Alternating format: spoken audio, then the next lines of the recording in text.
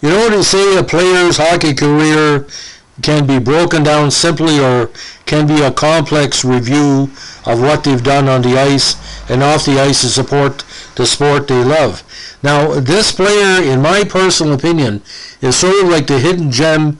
I remember my dad talking about this guy many years ago when the Montreal Canadiens drafted him in the third round, 31 overall, in the 1970 NHL amateur draft. But the native of Black Falls, Alberta, has not say been forgotten, but what all he's done in hockey has touched so many people, and they're not really connected. How do you go from an NHL draft pick and an AJHL and Team Canada leader to the WHA and eventually becoming a very prominent women's hockey coach? It's a very complex life. So today we're going to be talking about the talented defender, Steve Carlyle, now 5'10", 180, born in Black Falls, Alberta, not Blacklands, New Brunswick. Gotta space it out, as we say. First came to major prominence in the AJHL with the Edmonton Western Movers and the Red Deer Rustlers. Now he played for them over 5 seasons. Also spent time playing for the Canadian national team in 69 and 70.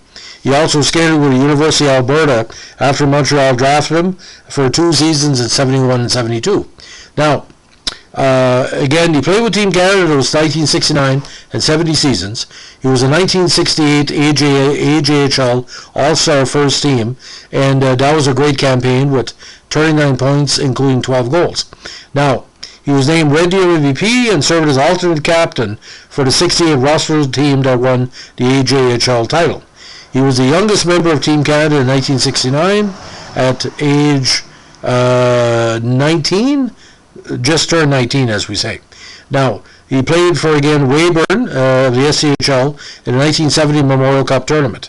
Now, he was named to the CIAU All-Canadian team in Alberta in both 71 and 72.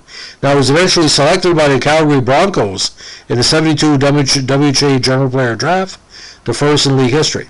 Now, that year he played for Team Canada at the 1972 World University Games in Lake Placid.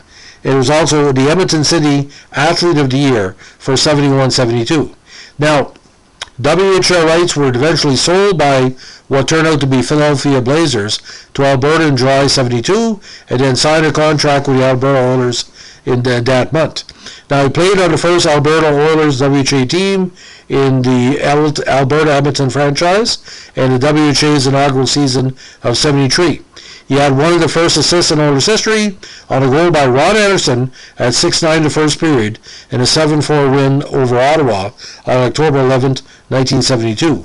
The game was also the first WHA contest ever played. Again, named the Edmonton City Athlete of the Year for 1972. Some injuries slowed his career. He missed parts of the 74 season with torn ligaments in his left knee and missed most of the 76 season with a knee injury that required surgery. He was eventually traded by Edmonton with Kerry Kenner to New England for Paul Early future considerations in February 76, but chose not to report to New England after being traded and retired in the middle of the 76 season so he could remain at home in Alberta. He was only 26. Now he moved to Jasper, Alberta after his retirement and worked as a teacher and school administrator from 77 to 2005. He eventually became principal of Jasper Elementary School in Jasper, Alberta, when he retired from the school system to coach women's hockey in Calgary.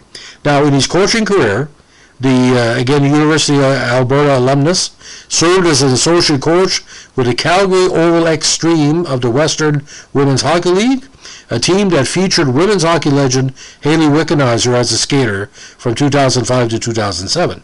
He was named head coach of the Chinese women's national team in 2007 and held the position through the 2008 season as he helped prepare the squad for the 2008 IIHF Worlds in Harbin, China. He eventually coached the host Chinese to an 8th place finish. Now, the WHA career was quite interesting. He put up 67 games in his first season, 17 points including 7 goals. Second season with Edmonton, 15 points in 50 games and 1 assist in 5 playoff contests. 75 a good defensive year, 27 points, including 2 goals in 73 games. And in 76, when he decided to retire, he had 11 assists in 28 games. Final WHA totals, 218 games, 70 points, 11 goals, and 1 assist in 6 playoff contests for our Alberta Edmonton franchise. So again, an original Edmonton Oiler, Alberta Oiler, AHL superstar, Canadian national team member, CIAU member, WHA inaugural player, first assist on the first goal ever in WHA history. Again, Montreal Canadiens draft pick, 31st overall in round 3 in 1970. What a career, and what... By the age, like I said, it was kind of bizarre, ladies and gentlemen. By March 10th of 1976, he was out of hockey and he was only 26. So, I mean, it's quite bizarre. He did so much in his first 10 years in hockey.